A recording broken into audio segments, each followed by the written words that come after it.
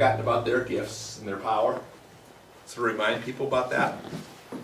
Share tools that enable the community to take the lead, like matching funds, open space, visioning, all those kinds of things. Assist community associations to network with one another. Again, no one association is sufficiently representative of the community, and how do you start bringing them together? There's lots of different factions in the community. How do you start bringing them together, starting to build those relationships like you did between the young people and the bowling league? Really powerful when you can do that. Then you got a united community. They've got a lot more voice. They've got a lot more power. There's a lot more they can do. Just as one person doesn't have all the gifts, no one association has all the gifts. And you certainly have a lot more power when you're fighting for the rights of the community, when you bring everybody together. Use that general. So it's a program we started in Seattle 25 years ago, and now it's being utilized in a lot of other places. But it provides a cash match from an agency or from local government in exchange for the community's equal match of volunteer labor. So it matches agency dollars with community members' time in support of a community-initiated project. So community groups might say, we want to build a community garden. And the government might pay for the timbers, for the raised beds, and might pay to put in the water system, for the water pipes, right? And the community's match might be to build that garden.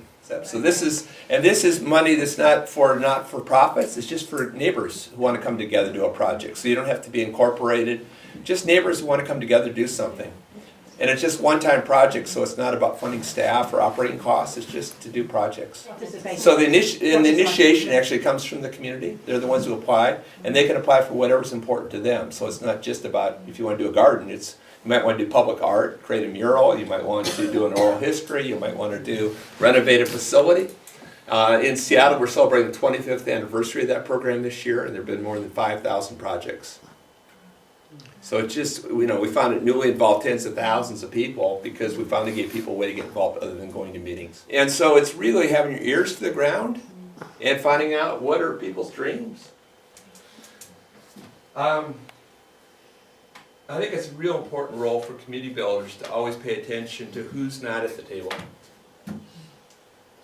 I talked about the importance of the community having the voice, but that doesn't mean we just sit there quietly and observe everything that's going on. We also are bringing something to the process. And part of our job should always be to ask questions about who's missing and where can we find them. That's always got to be. But it should be everybody's job. It's not just the animator's role. It's the role of everybody. Who's missing? And who knows the people who are missing? And where can we find them? To raise objections when you encounter discrimination. There's some community organizing projects in the United States where they organize communities and low-income communities, and they got the power, and they were the first ones to start excluding other people. So always raising those questions about what's going on here. Right? Making sure everybody's got a voice. Ask questions to get people thinking about root causes. Not out there preaching, but raising questions. I was telling Cormac the other day, I heard this great story about these Canadian little old church ladies in Canada. 80 and 90-year-old women who've been volunteering in food banks for years. And they finally had a press conference that said, we're going on strike. We've been working for years, volunteering, getting food out to poor people, and the lines just keep getting longer and longer and longer. So rather than just putting Band-Aids on, let's start working for social change. Let's start changing unjust systems. So asking some of those questions too. So this doesn't just become a Band-Aid to patch up a system in which people are really hurting, but it becomes a way to empower people to have a stronger voice. To develop leaders, that's a key role. And particularly to develop new leaders. A lot of people kind of get comfortable in their positions as leaders, and they start behaving just like the leaders, the elected officials that they're critical of, where they want all the power to themselves. So it's always looking for new voices, new people you can bring in. Particular people who are underrepresented currently, new voices, new ideas. That's a key role you got to play. It's not just buying into the existing leadership. Share stories of community success. This is so powerful. It's so powerful. And those stories hardly ever get in the media. What gets in the media are those, the abnormal stuff, the bad stuff. And people start thinking that as the norm. And I've heard so many great stories in this week all over the UK, in your communities. Really great stories. And when we get those stories out, it really inspires people about what's possible. It kind of reminds people about their own capacity. We don't have to preach to people and say, you got all these strengths, we don't have to do asset mapping. Because the story shows the power of building on your strengths.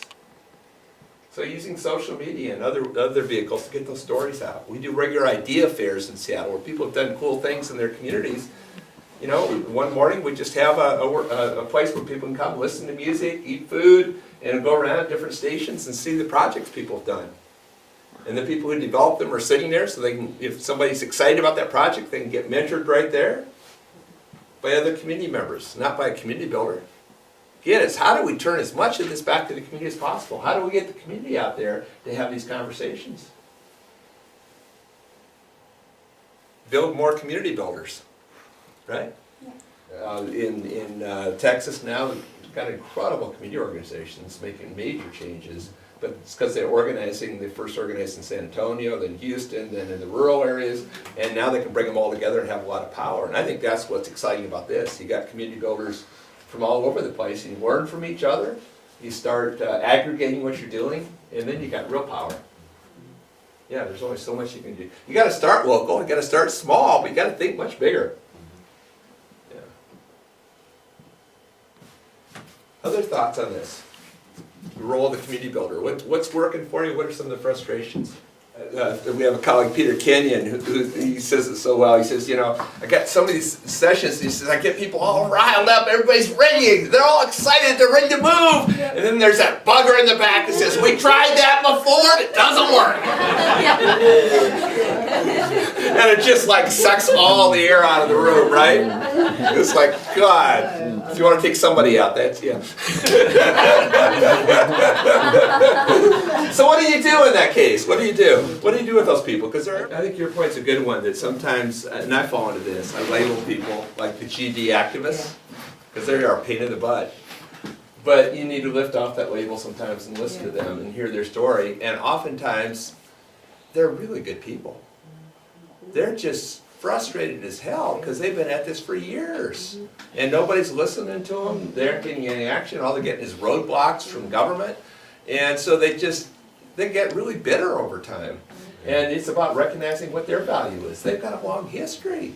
They're passionate about their community. One is, that's part of why I like open space, because then you kind of go with the energy, right? And that person, if they're negative, they're not going to join that group, right?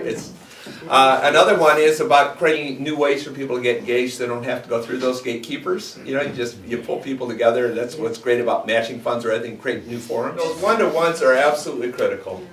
There's a guy who was trained as an organizer in San Antonio, Ernie Cortez. He went back to San Antonio to organize. And the first thing he did 1,000 conversations with people. It took him 3 years. But when he had his first meeting, 25,000 people showed up because he'd laid the groundwork. And oftentimes we want to short circuit it. It's so much more comfortable to sit in our cubicle and send out emails hoping somebody's going to respond, or send out press releases and hope somebody will see it, or design a wonderful poster and hope somebody connects. But there's no substitute for having the conversations. Because through the conversations, you're doing 3 things. 1, finding out what people care about, what their passion is. Secondly, what kind of gifts they have. And the third, through the process of having the conversation, you build a relationship. And those are the 3 keys to getting people engaged. There's no substitute for it. And I know it's scary. When I started organizing, I was just told, this is your neighborhood, you know? You need to start knocking on doors. And I was so scared. And I kept walking around trying to figure out which door should I knock on first. It was just an excuse, you know? Then I go have a cup of coffee, and then I go walk some more. And then finally, you know, you just don't know who's on the other side of that door, how they're going to respond. And I finally knock, and God, people love to tell their stories. They absolutely love it when you show some interest in them. And you aren't a Jehovah's Witness. You know? it's like, really, and I couldn't stop then. Like, I just kept knocking. It would be late at night. I'd still be knocking, you know, come on, get to bed. I read a biography. You know Cesar Chavez? He was probably the #1 organizer in the United States, organizing United Farm Workers. And he had a strategy, which is also a good one, of house meetings, where you bring people together, you know, friends, and they tell their stories, and it's a way to start connecting people. He said he had his first house meeting, and he got there, and he was so scared that he sat out in the car, trying to work up his nerve. And he finally worked up his nerve, and he went into the house, and he was like, he went and sat in the corner, tried to be as inconspicuous as possible. He was so nervous. And it was about 15 minutes after the thing was supposed to start, somebody finally says, I wonder when that organizer's going to show up. And he immediately says from the corner, it's me. And I just think, man, if the leading organizer in the, you know, the leading organizer is nervous, we're all nervous. This isn't easy. It's hard to put yourself out there. You just got to do it. And once you do it, you're just going to feel so much more comfortable. People love to tell their stories. And start with the easy ones. And you don't have time to probably do 1,000 conversations, so be a little strategic. You might start by interviewing key leaders of key associations in the community. And then if you can bring them in, you bring in a whole network of people rather than one at a time. But there's no substitute for having a conversation. Absolutely no substitute. You cannot do community work from a cubicle.